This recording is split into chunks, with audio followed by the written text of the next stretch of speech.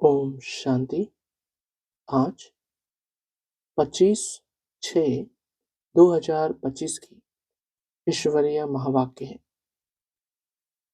आज की मुरली का सार है, मीठे बच्चे, बाप तुम्हें नई दुनिया के लिए राजयोग सिखला रहे हैं, इसलिए इस पुरानी दुनिया का विनाश भी जरूर होना है। प्रश्न: मनुष्यों में कौन सी एक अच्छी आदत पड़ी हुई है लेकिन उससे भी प्राप्ति नहीं होती? उत्तर: मनुष्यों में भगवान को याद करने की जैसी आदत पड़ी हुई है। जब कोई बात होती है तो कह देते हैं, हे भगवान। सामने शिवलिंग आ जाता है, लेकिन पहचान यथार्थ न होने के कारण प्राप्ति नहीं होती है। फिर कह देते हैं, सुख दुख सब वही देता है। तुम बच्चे अभी ऐसे नहीं कहेंगे। आज की मुरली से मुख्य पॉइंट्स।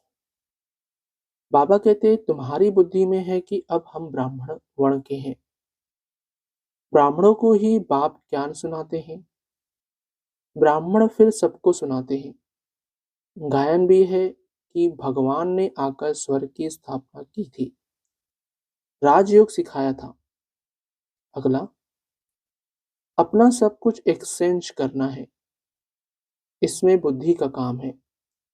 गरीब तो झट एक्सचेंज कर लेंगे, साहूकार मुश्किल करेंगे।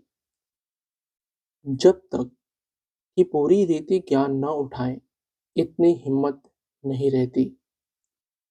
गरीब तो झट कह देते, बाबा हम तो आपको ही वारिस बनाएंगे।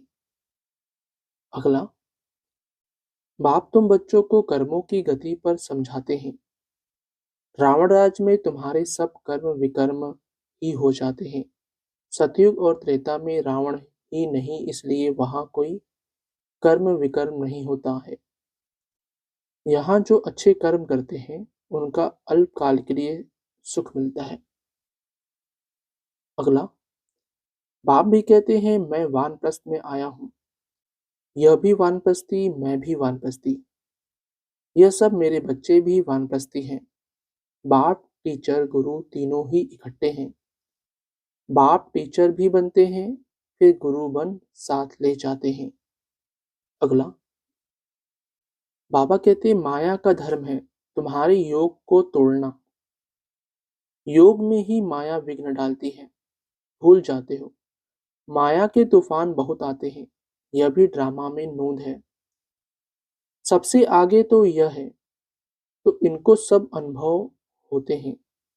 मेरे पास सब आए तब तो सबको समझाओ ना, यह सब माया के तूफान आएंगे। अगला, माया का तूफान ही ना आए, योग लगा ही रहे तो कर्मातीत अवस्था हो जाए, फिर हम यहाँ रह न सके। कर्मातीत अवस्था हो जाएगी तो फिर सब चले जाएंगे। शिव की बारात गाई हुई है ना, शिव बाबा आए तब हम सब आत्माएं जाएं। शिव बाबा आते ही हैं सबको ले जाने।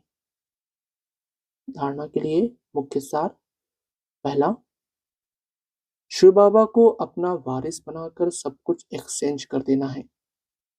वारिस बनाकर शरीर निर्वाह भी करना है। ट्रस्टी समझकर रहना है। पैसे कोई भी पाप कर्म में नहीं लगाने हैं। दूसरा, अंदर खुशी में गुदगुदी होती रहे कि स्वयं ज्ञान का सागर बाबा हमको पढ़ा रहे हैं। पुण्य आत्मा बनने के लिए याद में रहना है, माया के तूफानों से डरना नहीं है।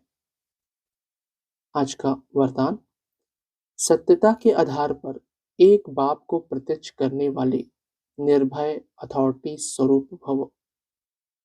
सत्यता के आधार पर एक बाप को प्रत्यक्ष करने वाले निर्भय अथॉरिटी स्वरूप भव। स्पष्टीकरण। सत्यता ही प्रत्यक्षता का आधार है। बाप को प्रत्यक्ष करने के लिए निर्भय और अथॉरिटी स्वरूप बनकर बोलो, संकोच से नहीं। जब अनेक मत वाले सिर्फ एक बात को मान लेंगे कि हम सबका बाप एक है और वही अब कार्य कर रहे हैं, हम सब एक की संतान, एक के हैं और एक ही यथार्थ है, तो विजय का झंडा लहरा जाएगा। इसी संकल्प से मुक्ति धाम आएंगे और फिर जब अपना-अपना पार्ट बजाने आएंगे, तो पहले ही संस्कार इमर्ज होंगे कि गॉड इज़ वन। यही गोल्डन एज की स्मृति है। स्लोगन: सहन करना ही स्वयं के शक्ति स्वरूप को प्रत्यक्ष करना है। सहन करना ही स्वयं के शक्ति स्वरूप को प्रत्यक्ष करना है। अव्यक्त इशारे: आत्मिक स्थिति में रहने का अभ्यास करो, अंतर्मुखी बनो। जैसे यह देह स्पष्ट दिखाई देती है, वैसे अपनी आत्मा का स्वरूप स्पष्ट दिखाई दे, अर्थात अनुभव में आए। मस्तक अर्थात बुद्धि की स्मृति व दृष्टि से सिवाय आत्मिक स्वरूप के और कुछ भी दिखाई न दे, वह स्मृति में न आए। ऐसे निरंतर तपस्वी बनो, तब हर आत्मा के प्रति कल्याण का शुभ संकल्प उत्पन्न होगा।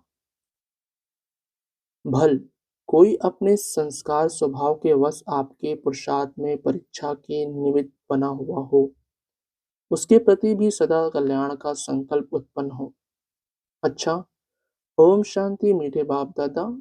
ओम शांति सर्वस्व ब्राह्मण परिवार। ओम शांति।